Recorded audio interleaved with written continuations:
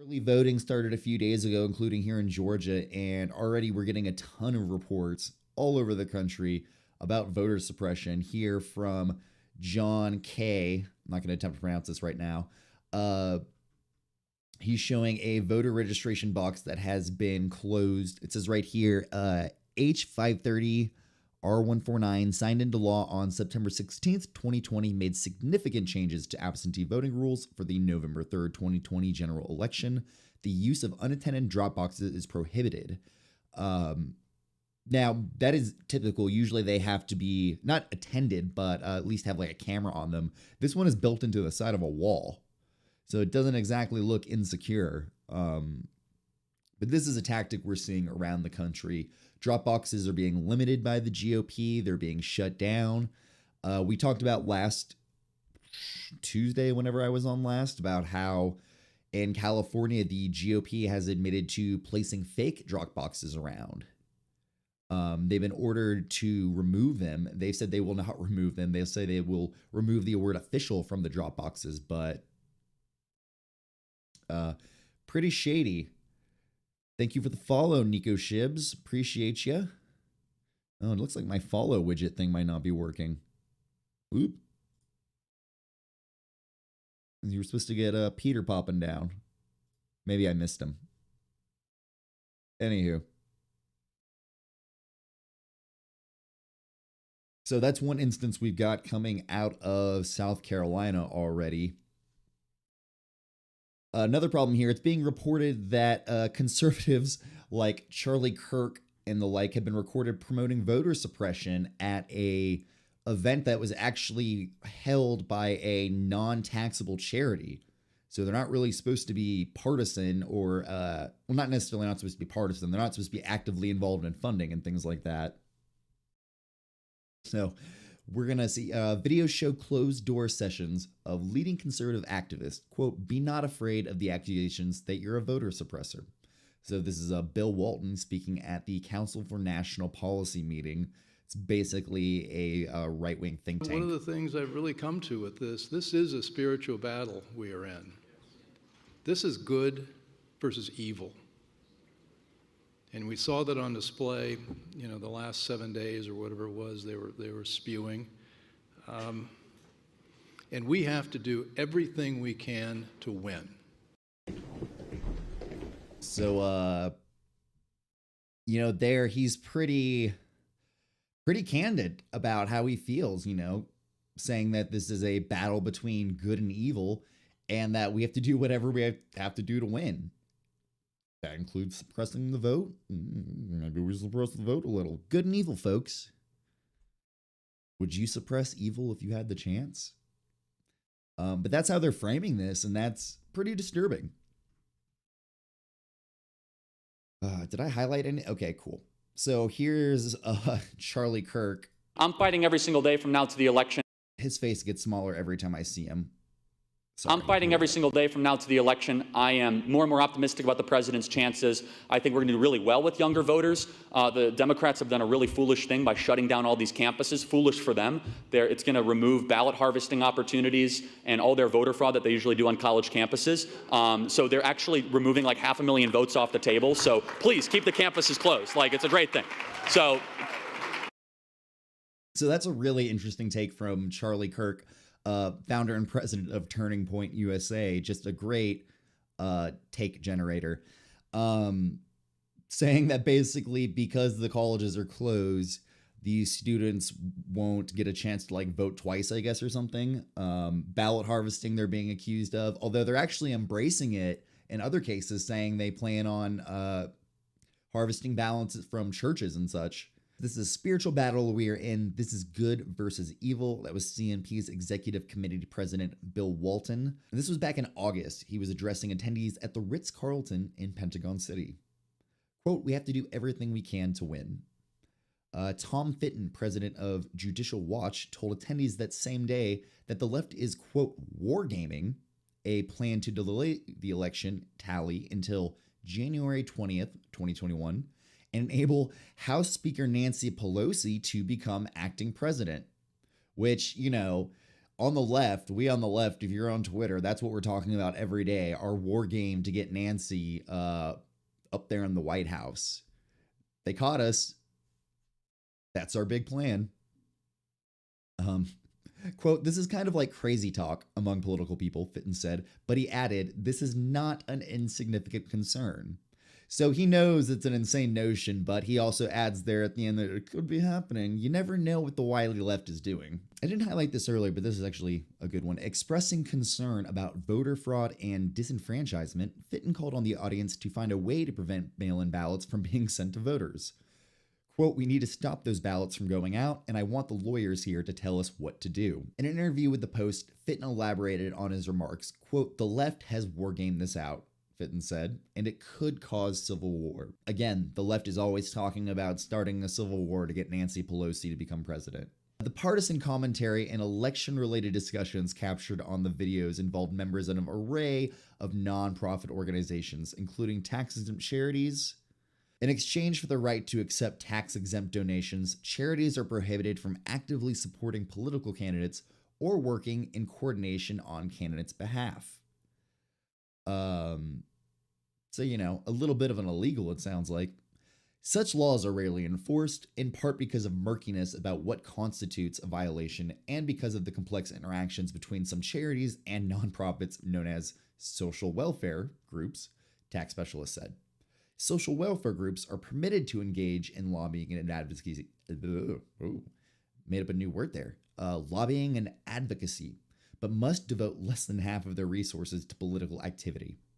An individual may serve as a leader of both the charity and an affiliated social welfare group. The sessions are closed to the public, and participants were told not to talk to the media about the group. This is the CNP, or its proceedings. Quote, it absolutely could be open to the media, except that the media is known to be left, and then creates a distorted vision of their conversations, McEwen said, like we're doing right now. We're just distorting the truth. It has attracted conservative luminaries and frontline activists from across the country, according to internal directories obtained by the Post. In the years leading up to Trump's election, members including Stephen K. Bannon and Kellyanne Conway. The videos make clear that the CNP maintains strong links to the White House. Some participants spoke of a CNP-associated delegation that meets weekly with the White House officials. They said the group, the Conservative Action Project, has helped to choose loyalists to run federal agencies and coordinate outside messages with nonprofit organizations to support administrative policies and leaders.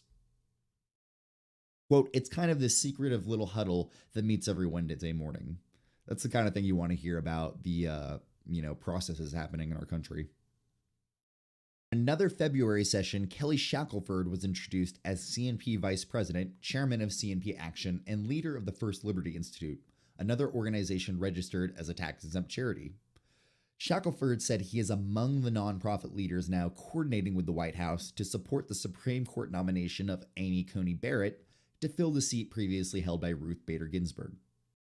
In one of the sessions, author and former professor Carol Swain, speaking on a panel about race relations, said that white people have lost their voice in America. Interesting take. Let's hear from Carol on that. And I can tell you that the Black Lives Matter organization is just like Antifa. President Trump should declare it as a terrorist organization. And the Democratic Party is using Black Lives Matter and Antifa the same way as they use the KKK. They created the KKK. It was their terrorist wing to terrorize everyone. They're doing the same thing today, and we're letting them get away with it. All right, so that's a somewhat ahistorical take, not really acknowledging the nuance around the Dixie Democrats and the KKK. But besides that, the notion that the Democrats are doing anything for Black Lives Matter or Antifa is ridiculous. The left and the Democrats are pretty far disconnected at this point, I would say, in their goals. Yeah, that one hurt to watch a little bit. Unsurprisingly, some participants bridled at pandemic restrictions, and the video showed that many did not wear masks. Let's see here. So moving on, Nancy Schultz, a CNP member and co-chair of the Congressional Prayer Caucus Wives Council. Wow, that's a title. Congressional Prayer Caucus Wives Council. Said the lack of a clear health care plan from Trump poses a huge vulnerability for the president. Well, yes. Others described an elaborate social media and advertising campaign by a collection of nonprofits, some of them tax-exempt charities, to convince voters this fall that a Republican free market approach to healthcare would offer more choices. Organizers showed ads that features doctors in white lab coats with stethoscopes. They told the CNP audience that market research found that featuring doctors engenders trust among voters. People trust doctors. You trust a person in a white coat. Among those involved are former House Speaker Newt Gingrich and former Health and Human Services Secretary Tom Price. You know, I don't want to be like a dick, but I'm really surprised that Newt Gingrich hasn't been taken by COVID yet. The man just never seemed like he was in peak health. Organizers are asking allies in Congress to introduce a resolution that echoes the policy themes, such as the notion of personalized healthcare, Price told the crowd. That was a long one from the Washington Post, but the takeaway here is that these conservative groups, which are operating as nonprofits, are encouraging voter suppression, are encouraging spreading misinformation about healthcare plans. We also have some reports from Texas. This actually came out from NPR. Lines in Texas are out of control, and absentee ballots have been basically limited to people with severe health issues and people who are 65 and up. So this is in the middle of a pandemic, and right now, Texas numbers are hovering around 5,000 new cases a day. Many Texans who were hoping to vote by mail during this election are instead having to vote in person. Texans were put into this position thanks to a confluence of events that include the solidly Republican state becoming more competitive and the nation's federal courts becoming more conservative. Now, this is a really important part of the story about how the packing of the lower federal courts is enabling this voter suppression. So they got some quotes here from a Texas student, Casino. Casino said he wanted to vote by mail, but Texas has strict rules about who can do that. Mostly only people who are over 65 and people with disabilities can vote that way. Texas Attorney General Ken Paxton said during a recent online event with a conservative think tank in Austin that he thinks mail-in ballots make elections less secure. Quote, there are people out there who clearly want mail-in ballots because they know it's easier to change election results and get what they want as far as who they want in office. There has never been evidence of widespread absentee ballot fraud in U.S. elections. I'll say it again. There has never been evidence of widespread absentee ballot fraud in U.S. elections. It's something the GOP brings up all the time. Election fraud in general, they bring up, and it's rarely an issue. So Andre Segura, legal director with the ACLU of Texas, chimed in here, quote, with each election here in Texas, we have seen an increasing voter turnout, particularly in brown and black communities around the state. And that increase in voter participation has had some bad political outcomes for Republicans in Texas. And, Trump said himself, if people could vote more easily, Republicans probably wouldn't win. They know this. In 2018, Democrats flipped 2 congressional seats, 12 state house seats, and came within 3 less points of winning a U.S. Senate race. It was the closest Senate race. And Segura says that now that presidential race is tightening in the state, Texas officials are pulling out all the stops. It seems like our state officials are getting more desperate. A good example of this is Governor Greg Abbott's recent order limiting all counties to 1 mail-it drop-off site per county. He says it was a transparent attempt to limit voter participation in the state's most populous counties, which are mostly majority Democrat. There's really no reason for that. Here in Fulton, we have possibly close to 100 drop-off locations.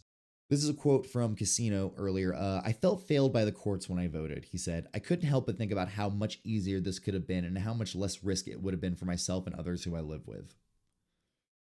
So for a lot of people, this is a safety issue, and understandably so. I mean, I don't want to stand in a long line right now during a pandemic. And for a lot of people, even in good conditions, they can't stand in line all day. Children, jobs, medical conditions, what have you. There are numerous reasons And there are really no reasons to not allow absentee ballots. Unless, of course, you want to swing the election in your favor. Then it makes a lot of sense to do that.